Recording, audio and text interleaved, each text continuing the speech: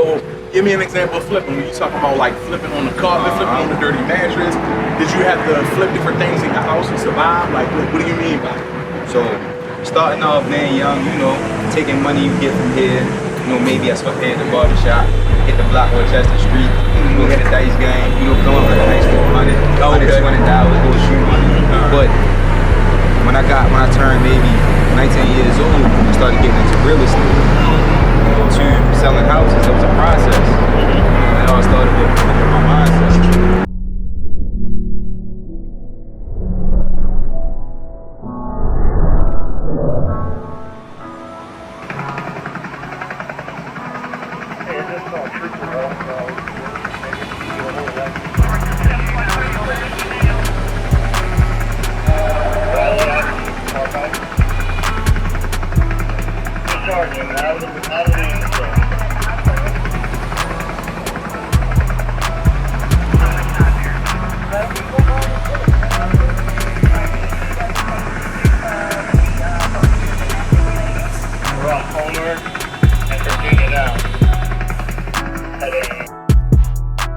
When the zoning notice was up for the hearing, and I was saying, look, when y'all see these signs up here on these buildings, a lot of times when we walk past them, we don't know what's going on, right?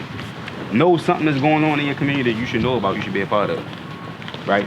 So, but the thing is, I can't tell people to care about what's going on around them if they're not positively affected by it or own anything or in a position to see, okay, I can make some money, I can be active in what's going on. I'm not gonna care about it.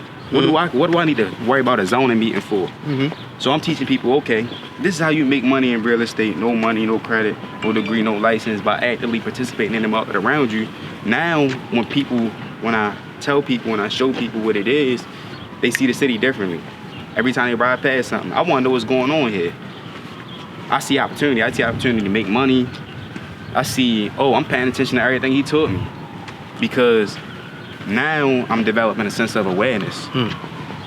So, you know, it's powerful within itself. This whole block, remember, there's so many stories, right? There's a bridge right there. There's so many stories of people being killed, robbed underneath that bridge, that the same one the train just rolled over.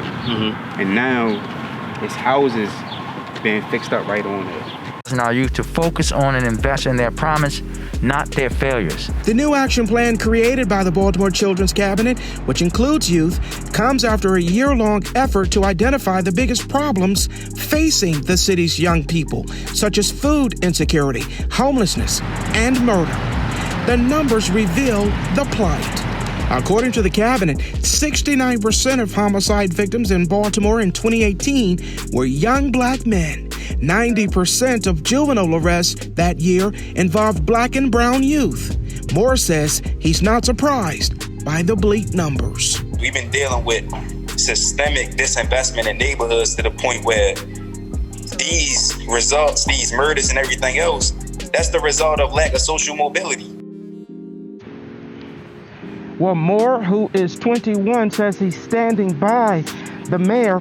Meantime, the action plan includes a series of town halls beginning this month, in-depth talks to deal with changes. Telling me earlier about how there's building and there's a crane going over here. So this is Johns Hopkins Hospital, right? Yeah, this Hopkins Hospital right here, right? And I always tell people all the time, you know, and I look at it through a lens of real estate from an investor standpoint, right? Okay. All right, look at where the cranes are. My guy Stokey said, man, ain't no cranes up in the inner city. I'm seeing all these cranes downtown, see these cranes here, right? And it really started to make me pay attention. So I'm looking up in the sky, right? I say, okay, crane over here. That's where Hopkins is, where most of the premium Class A commercial real estate, some of the best properties, where the neighborhoods are a whole lot more better, safer over this way, right? The biggest hospital, #1 research hospital in the world, #1 hospital in the country. Here, real valuable community asset. Cranes there. You step over here, no more than a couple blocks away. As I look, no cranes.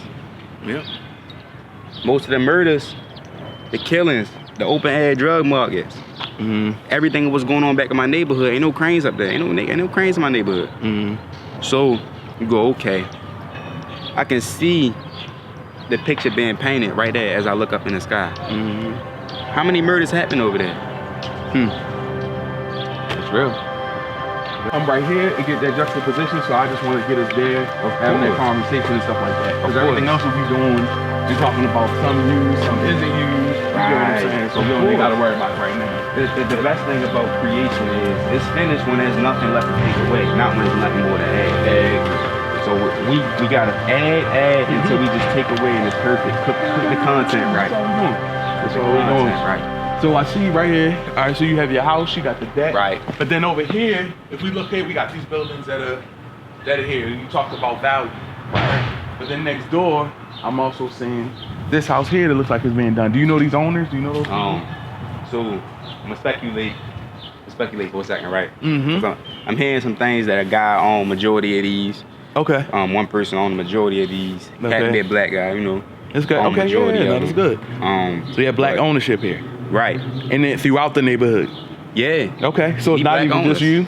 You're black owners. You got other black owners that are here. 2 black owners. All right. So it seems like this is a city that, even though you're seeing change, the change is not just coming from one community. It's definitely coming from the people that are indigenous to here, that are from here. Yeah. Okay. We starting to see some people wake up. Okay. Starting to see some people wake up. Okay. And be in positions to take advantage of what's going on. Okay. So all right. Having the knowledge, the education, even the careers and the opportunities too. I think the biggest thing is though, Baltimore's renters market is majority African American. Okay. The city is majority black. What about the ownership? The ownership is the other way around. Okay. So we got a lot of black people paying rent to a minority population of the city. Okay. The majority is paying rent to the minority population of the city. Right? So a lot of people that are black people, you know, of poor black Baltimore, most of them are in positions of ownership. And that correlates. Home ownership is a big piece of wealth. You know, owning a home or even owning an investment property, it puts you in a position to, you feel a sense of ownership, literally, but a sense of ownership of not only your house, but what's going on in the community around you. Okay. So now if I'm an investor, I'm a landlord, or I'm a homeowner, I'm gonna wanna know about these zoning meetings that's going on. What's happening in my neighborhood? If the trash is on the ground outside, I'm gonna call 311. This is my block. What am I wanna looking like this for? So can you really be surprised that a lot of people, there's a lot of destruction going on by the same population that has the less percentage of ownership? Can we really be surprised about that? 70s Mayor Schaefer launched a dollar house program in Otterbein. This is right by the stadium. Once gloom and doom, now drive by. I mean, you'll see the opposite. So we got 15,000 vacant properties in Baltimore City. You've probably seen some of them. Can we rebuild or tear down blocks that have become eyesores? WMAR2 News' Eddie Kadam live for us at City Hall tonight. Eddie, tell us about this group that's fighting to give people their blocks back for $1.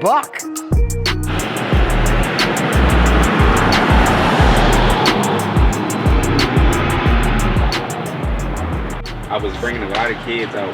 My age, young entrepreneurs, you know, some inspiring investors, right? And I show them like the house itself, and I show them like, all right, it's the contract I put in on it. Like to really show them like, all right, I'm not just telling you, because people mimic.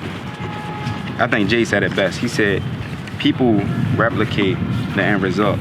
They don't replicate the process, right? So if I show you the literal process, you see me doing the process, you may forget what I said. You may forget whatever I put in a book. You may forget what I said on the video. But people do what they see and what they shown. So if I show you different, you can show me different. That's why I just show people.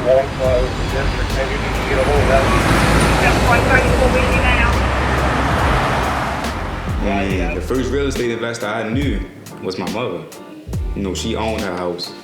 Not really understanding that that was real estate investing. Something as simple as owning your house, but she was the first one I knew. She mentioned it to me when I was coming up.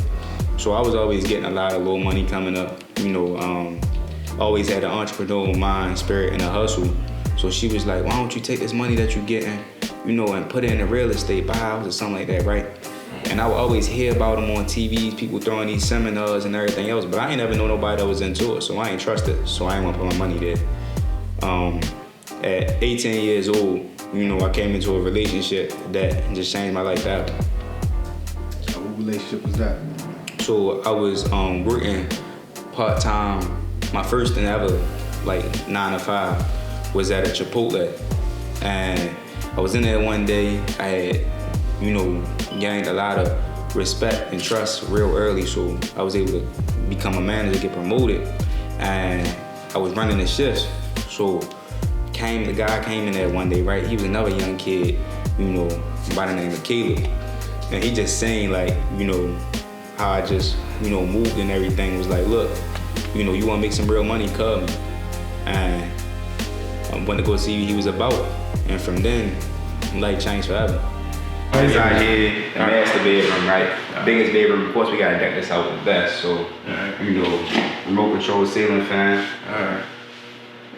Remote control ceiling fan.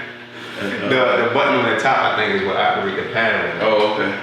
No, that was the top right there. You had Right. All right, cool.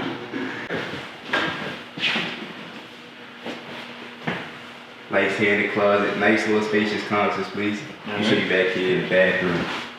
One of my favorite parts of the whole house: shower, jacuzzi, shower, pool, and of course my favorite part.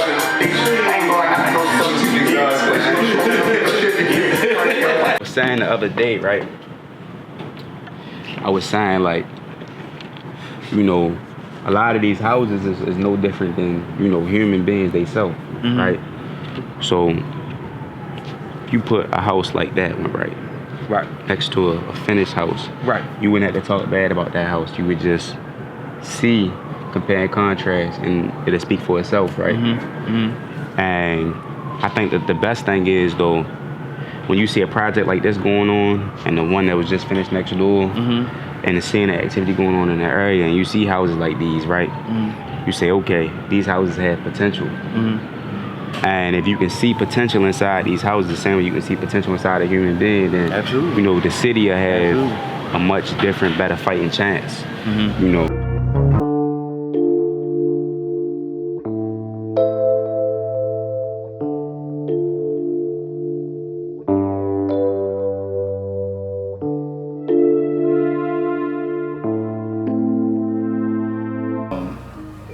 Gentrification, and it's bad. Because some gentrification is what you're dealing with. You gentrifying too, because you're Right. You know what I'm saying? You're changing the class of people, not so much the race.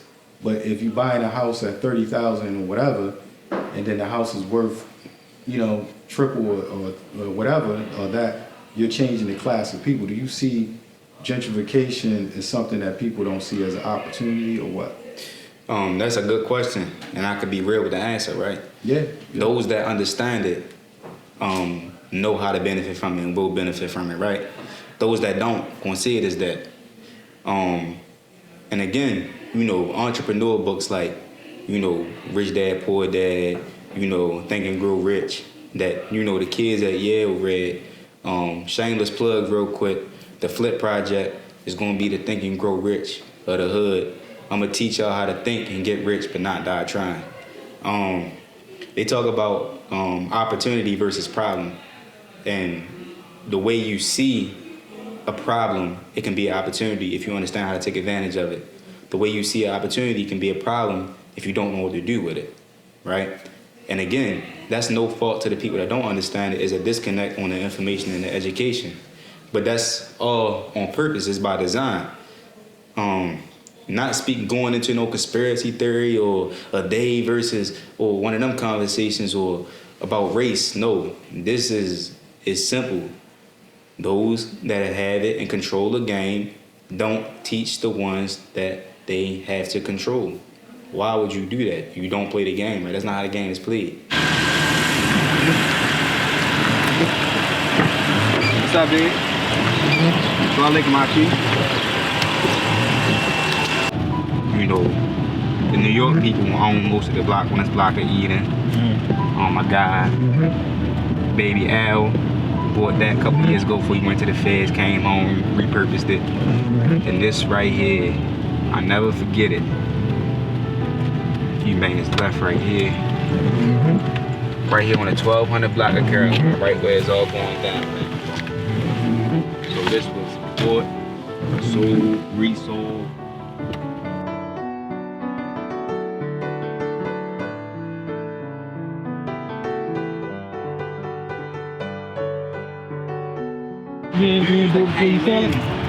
So our week was, right? So boarded, got Alex, and Yankee boarded originally about 2019 they boarded. What happened was they put some work into it, ended up reselling it to the guy Sharif. You know Sharif, the accountant guy Sharif. He bought it. I don't know where it went in after that, but you know, once they went into it, they updated a lot of the cosmetics, everything related to so they could justify possibly raising the rent or whatever it is. But they did say at closing though, since most of the tenants was long term, they wanted to keep the rent the same. You know, so stuff like that can happen. But with multi-units, as the neighborhood comes up, the value always, it either appreciates or stays the same thing with a house. But it's a whole lot easier when it comes to multi-units because the worth is determined by how much the tenants are paying a month out of each unit, the occupancy rate, minus the capital expenditures, which is the money that's spent to maintain and upkeep it. So for a house, you say, all right, if the rent $1,000 a month, it probably costs me $100 for gas, $100 for water. Maybe if I get a hole in the wall, another $100 for sheetrock to be repaired. But you know, with apartments, you gotta think about all those different units, all those different problems at a bigger scale. They working on that one right there. That's why the dumpster was right there. Across the street, the dude that we bought it from. What's up, babe? Across the street, a dude that sold us this one also owned one, I think a block over, or one across the street sold us this one. But this one's being worked on right now, and I know everybody that live here and from here know how neglected this area been. So to see the work going on, and you can tell it's construction projects going on. You see the sheetrock up against the window over there. The windows, the glass, when I rode past here the other day. What's up, baby? How you feeling? Chad, you know, doing what I do, bro. What you talking about? Nah, I ain't rapping, bro. No. Nah, not clothing line. I'm selling bricks. Oh, right. Selling bricks. So this was the first ever real estate deal I ever did. So I'm moving weight, you know. So I'm taking them back to where it started from. I'm not new tough nobody ever. I got love and knowledge. Yeah, this is but 2 units and they sell. But what he's saying is, he's saying go to all the liquor stores. He said Gray Mountain, Preston, Lambell, or something else, but it's knowledge in that. If you understand the city, you understand that every single place where there's a liquor store, almost every single part of it is the hood. That's investment grade. So a person can look at that and hear that and it might go over their heads, but if you're an investor looking for deals or looking to buy something, you want to buy where the liquor store is at. The real estate is going to be cheap and it's going to be a good rental market in there. Section 8, and it's going to have a guaranteed, it's just prime real estate for landlords and renters.